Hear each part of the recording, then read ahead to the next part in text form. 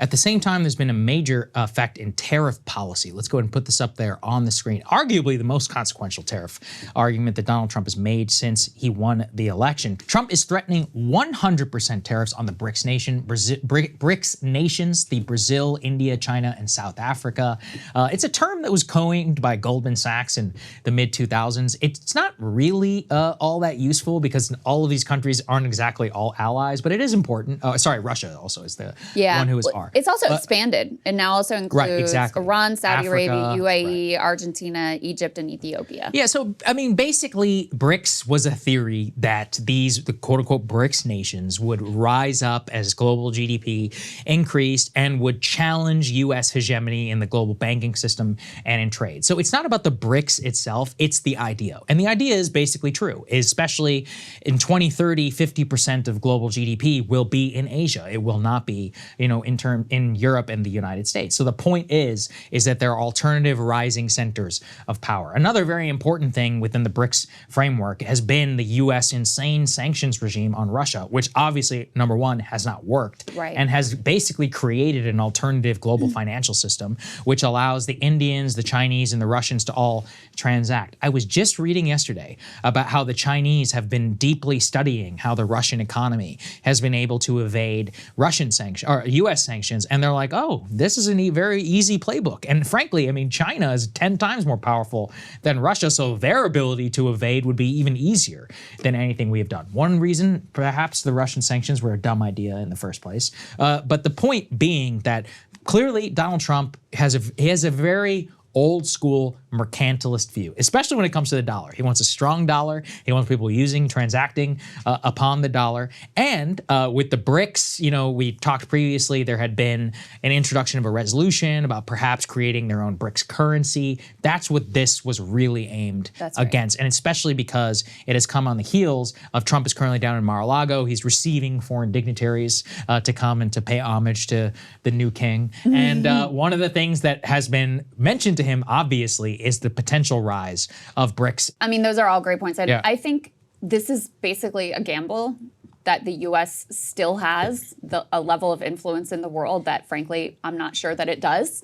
And it could potentially hasten the move towards an alternative, reserve currency or competing global reserve currency, because to your point, Saagar, I mean, this is kind of a long time coming. The U.S., not just with regard to Russia, but when you look at Cuba, Venezuela, any number of other nations around the world, and actually Jeff Stein has done incredible work tracking the ever-expanding U.S. sanctions regime. Countries got smart and said, hey, we need to have our own systems in place so that the U.S. cannot just at will destroy our economy.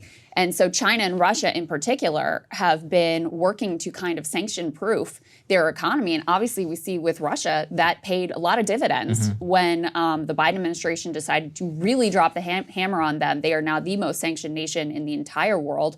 And yet, wasn't great for their economy, but they've been able to survive and in some ways even thrive under that incredible sanctions regime. So that was a real thwarting and undermining of U.S. power. They kind of called our bluff.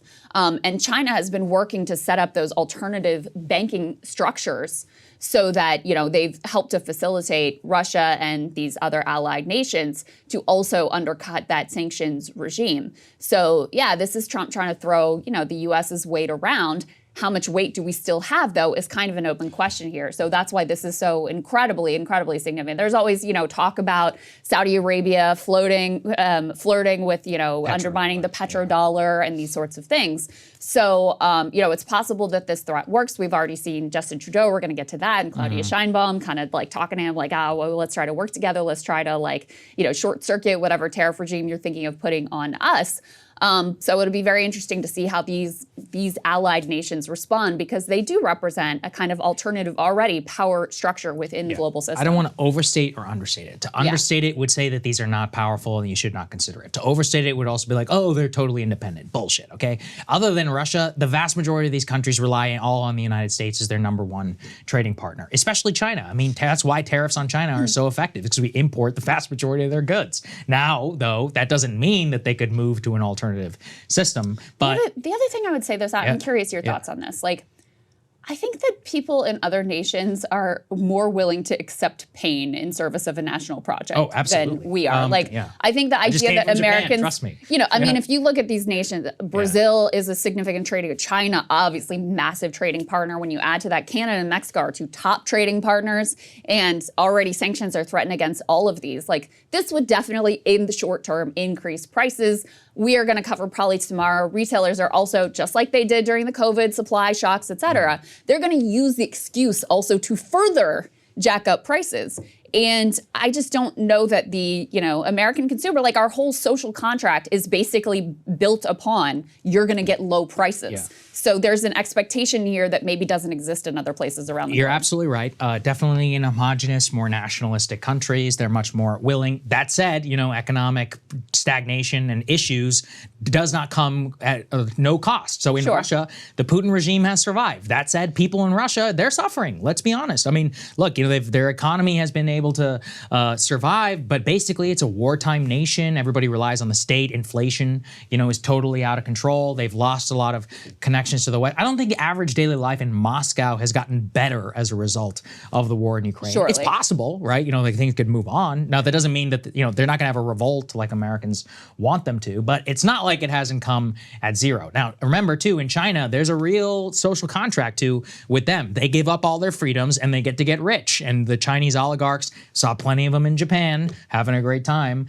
They get to roll around the globe and stay at all these fancy hotels. The middle class gets to have Huawei phones that are nice. They get to live in apartments. If you take that away, one of the reasons that there's been some issues in China is you went from 8% economic growth a year to 6. You drop 6 to 4. Suddenly you get to around 2, like you're in America. Things are not accelerating the same way, and the social contract changes. So it's different, but again, don't overstate, don't understate. Now, in the Canada-Mexico case, I actually think it's totally different. And that is because Mexico, Canada, and the United States, we all rely on each other. 40% of all U.S. trade is Mexico and Canada. I mean, Texas, in particular, my own home state, that place runs on Mexican goods. If you look at NAFTA and all that, I don't think it should be that way, but that's the reality that NAFTA created. Either Mexico or Canada, I believe. You sent us a map. I don't think we cut it, but what is it, 40-something? 40 out of 50 states are top trading partners, either Mexico or Canada. Yeah. I mean, that's especially if you live in the north. That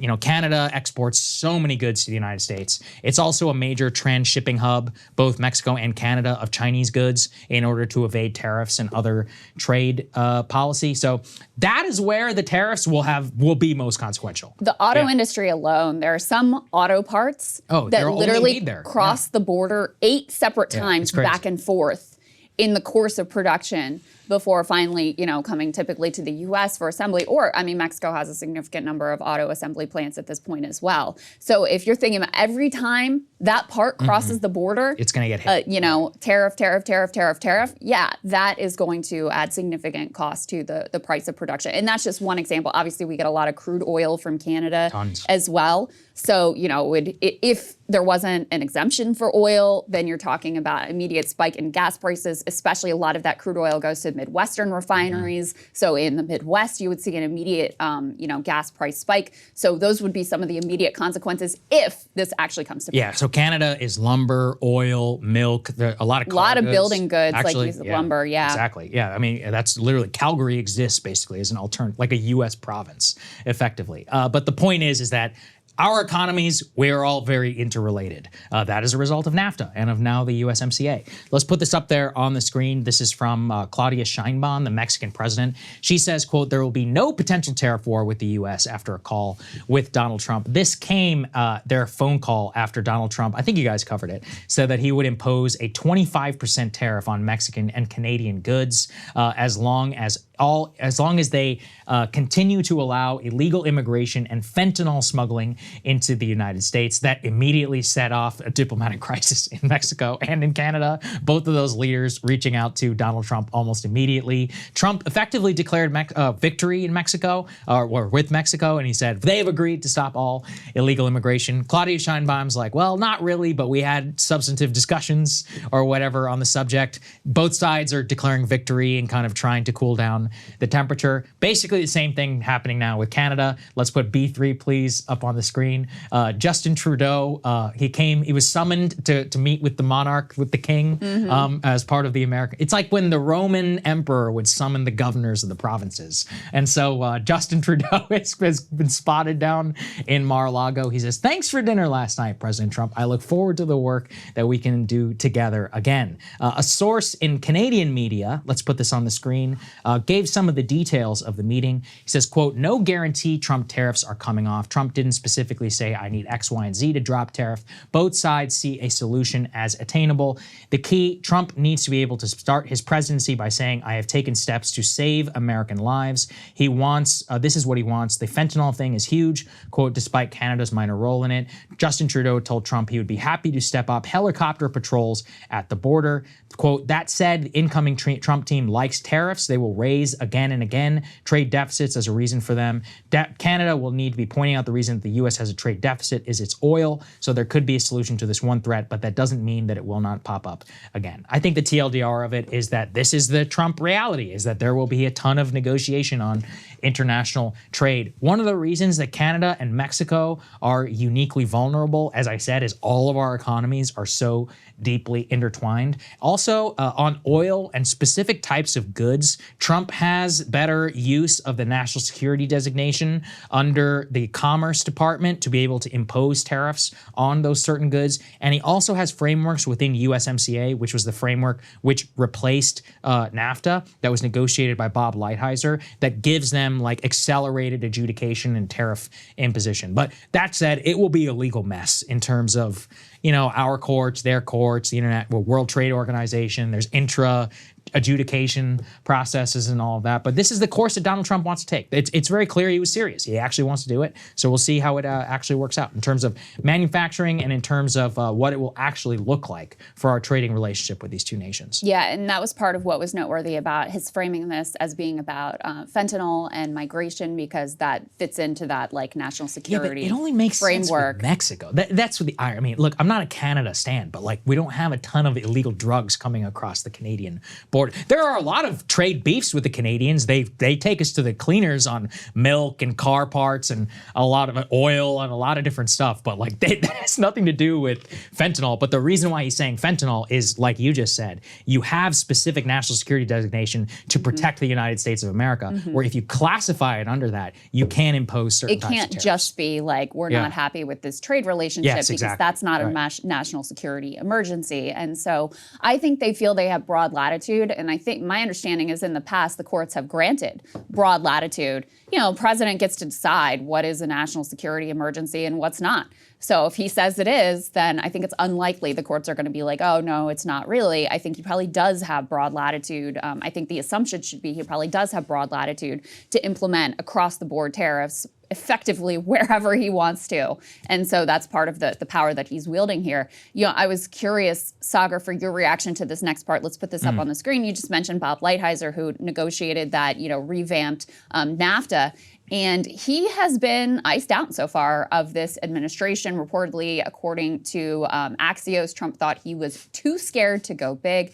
You know, he's seen as one of the more sort of like serious thinkers when it comes to tariff and trade policy in general. I know he's someone that you appreciated in the first administration. Frankly, I did too. You know, I supported the Trump tariffs against China and Biden's continuation of those as well. So I wonder what you make of him being left off the list. I think it's all personality based. I mean, the truth is that Lighthizer is his own person. He had a very successful, you know, tenure as the USTR previously. He doesn't need Donald Trump, and he's not a loyalist in the same way. He's his own man. And I think, look, I think I was telling you guys on the phone, I vividly remember there was a big meeting on China tariffs, and Lighthizer basically corrected Trump in the Oval Office because he didn't want markets to crash because Trump had understated or whatever the deal was with our trade deal with China. And Trump was furious with him over that. So I think a lot of this is personality based in terms of Lighthizer was always a realist. He would tell the president, he'd be like, look, you can do X, Y, and Z on soybeans.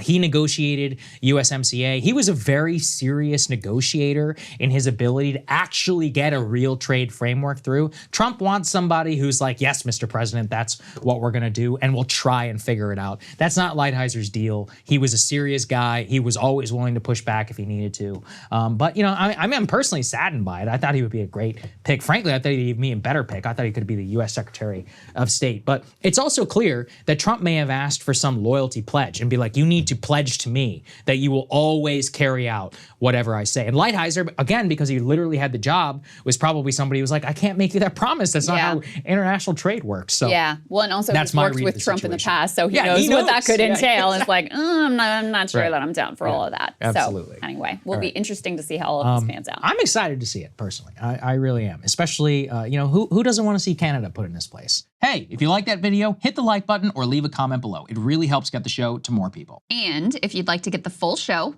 ad-free and in your inbox every morning, you can sign up at breakingpoints.com. That's right. Get the full show, help support the future of independent media at breakingpoints.com.